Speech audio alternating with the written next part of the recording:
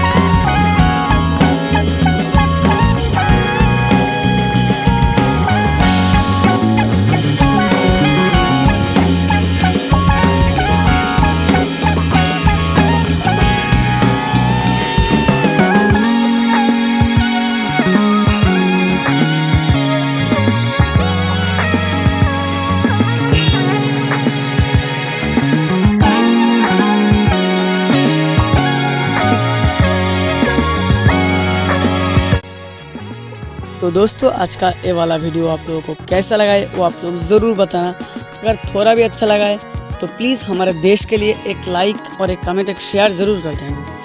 तो आज के लिए बाय बाय।